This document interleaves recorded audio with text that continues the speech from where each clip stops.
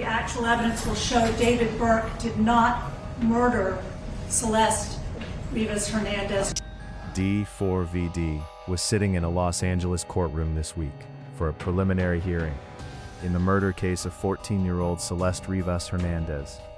And what came out during that hearing was some of the most disturbing testimony this case has seen yet. Prosecutors showed graphic dismemberment photos as evidence. D4VD's own defense revealed a stunning claim that Celeste had told him she was 18. And through it all, D4VD himself barely reacted. This is the D4VD court hearing update, the Celeste case preliminary hearing, and everything that was revealed inside that courtroom. Before we get into it, if you're new to this channel, consider subscribing. We're covering every single update in this case, including today's courtroom developments, so you don't miss anything. Before we get into what happened in court this week, it's worth remembering who this case is actually about. Her name was Celeste Rivas Hernandez. She was 14 years old. She was from Lake Elsinore, California, a quiet inland city about an hour southeast of Los Angeles. The kind of place that, before any of this, most people outside Southern California had probably never even heard of. Lake Elsinore sits in a valley, ringed by hills, built around a natural lake that gives the city its name. It's a working-class community, the kind of place where families have roots that go back generations, where people know their neighbors, where a girl going missing doesn't just disappear into the noise of a big city. It gets noticed, it gets felt. And Celeste's disappearance was felt. She'd been reported as a runaway more than once, starting back in early 2024, the kind of pattern that tragically so often gets treated as routine by the very systems meant to protect kids like her. A missing report filed, a case opened, a case closed, a girl still out there, still unseen by the people who were supposed to be looking out for her. Runaway designations can do something dangerous in cases involving minors. They shift the framing from something is wrong to she chose to leave. They close doors that should stay open. They allow a child who is being exploited or harmed or both to fall through the cracks of a system that's supposed to catch them. That's what happened to Celeste, at least in part. It was the beginning of the end of her life.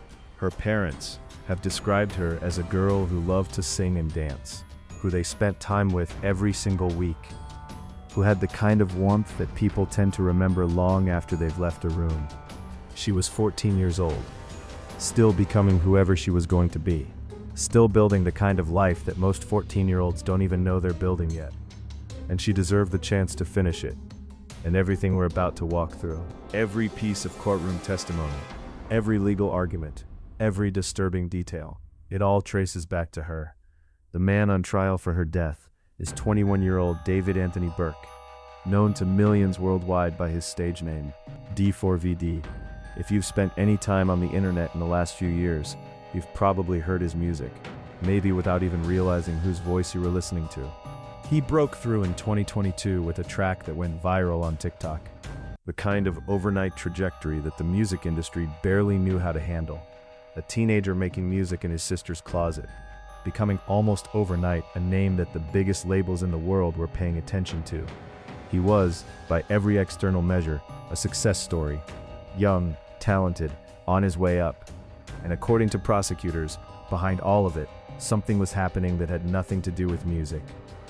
Prosecutors allege that Burke and Celeste first met when she was just 11 years old. 11, an age where most kids are still figuring out 5th or 6th grade homework, still navigating the particular chaos of early adolescence, still entirely unambiguously a child.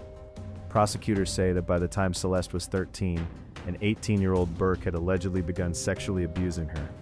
That abuse, according to prosecutors, continued hidden from public view, while his music career quietly exploded around him. Song after song, stream after stream, two entirely separate worlds. The public one, full of fans and streams and industry attention, and the private one that prosecutors allege was happening behind all of it. Investigators believe that on April 22nd of 2025, Celeste and Burke had an argument, one where she allegedly threatened to go public, to expose what had been happening to her, to end his career before it could climb any higher. Prosecutors allege that just one day later, on April 23rd, Celeste was killed. They say Burke stabbed her, and then instead of calling for help, Instead of trying in any way to save her life, he simply stood by and watched her bleed out. For months after that, nobody knew where she was. Her family didn't know, the public didn't know, and investigators, at least publicly, weren't saying. In September of 2025, her remains were discovered inside the trunk of a Tesla registered to Burke, abandoned at a tow yard in Hollywood. A tow yard, not a remote location, not somewhere deliberately hidden in the wilderness, a commercial tow yard in Hollywood, California, where cars sit in rows waiting to be claimed, where workers move through lots every day without necessarily looking twice at what's inside. It's a detail that, when you sit with it, says something about the timeline between April and September, about how long Celeste had been there, and about what investigators believe happened in the days immediately after her death.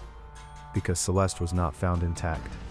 Prosecutors say that before her body was ever found, Burke purchased a deeply unsettling collection of tools: a shovel, 2 chainsaws, a body bag, heavy-duty laundry bags, even an inflatable pool, all allegedly delivered to his home under a fake name.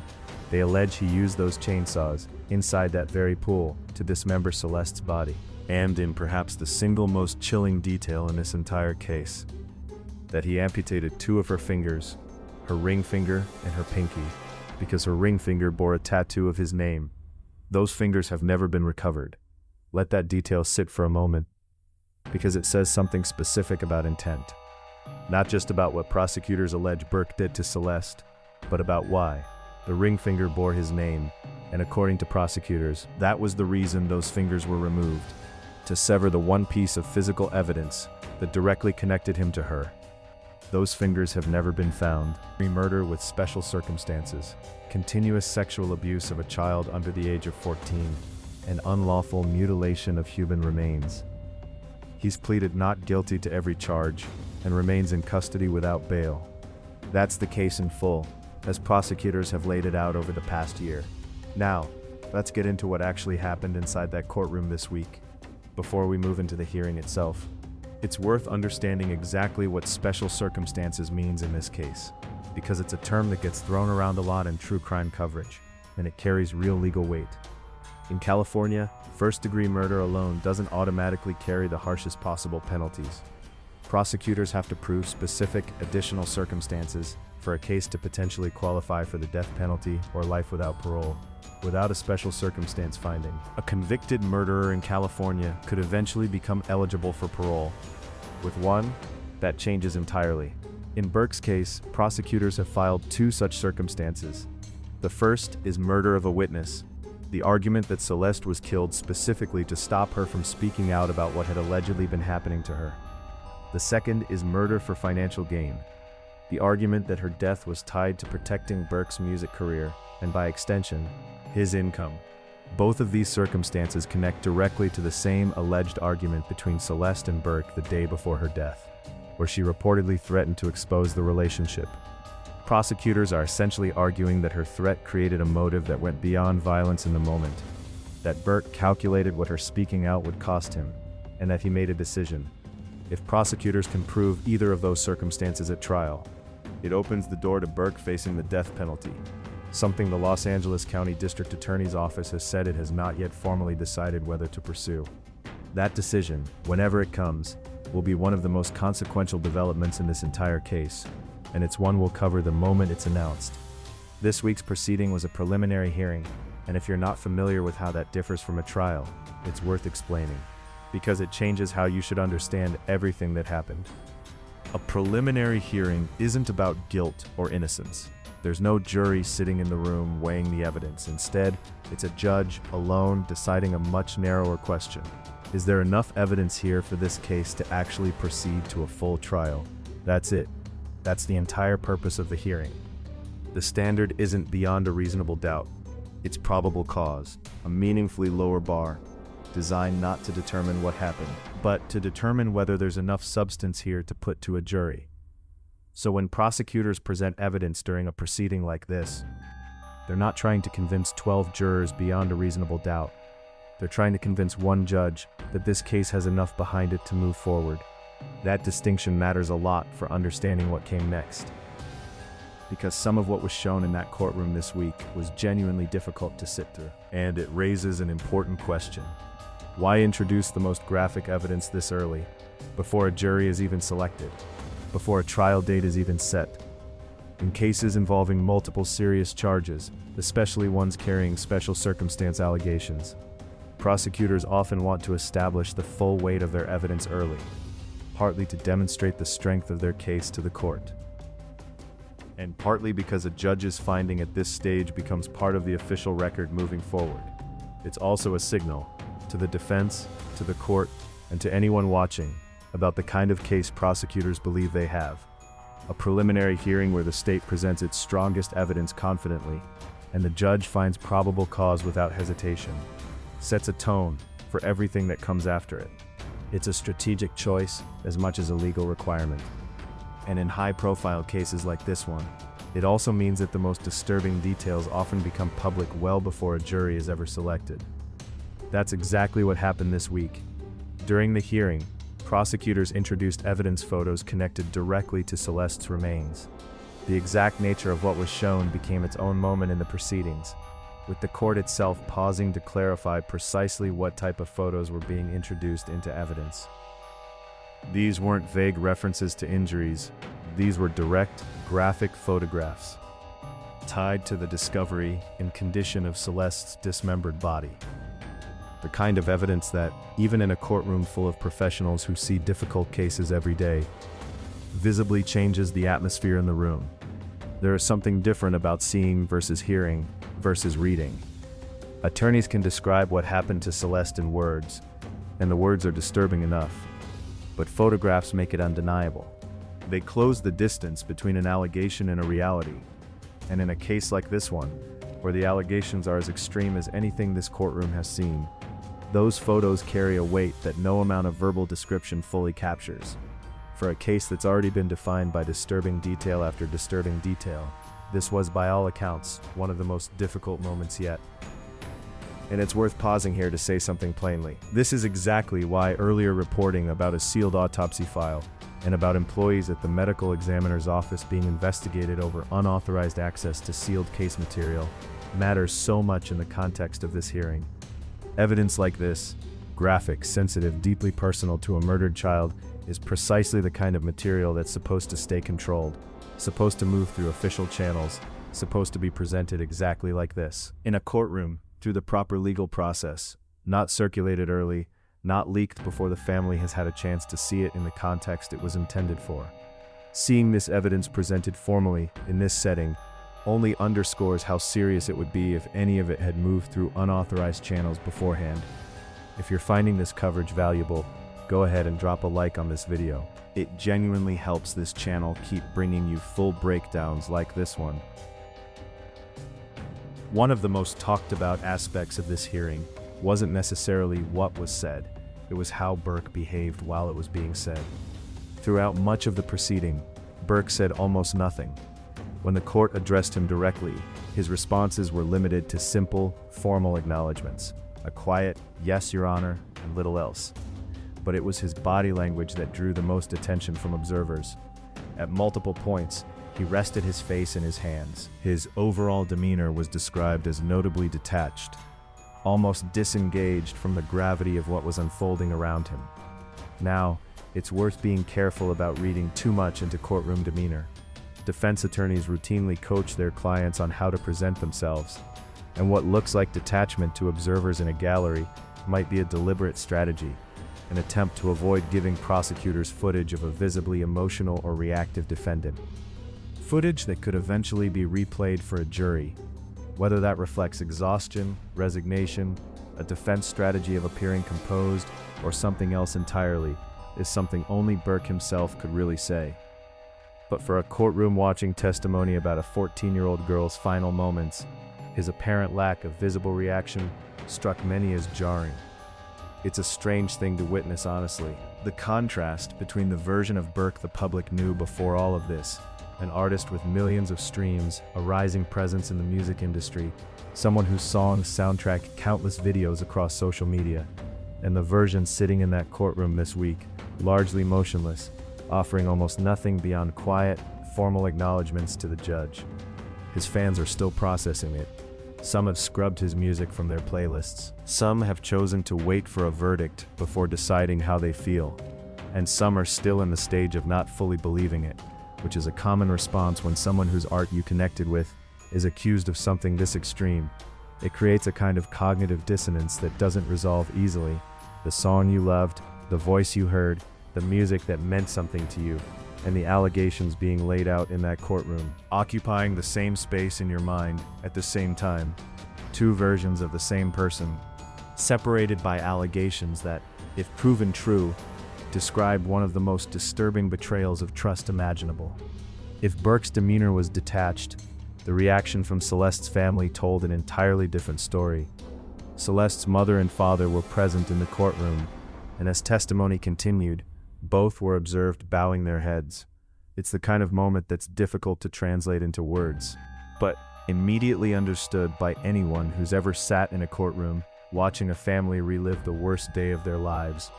Testimony by testimony, exhibit by exhibit, a mother and father forced to sit through graphic descriptions and evidence photos connected to their daughter's death.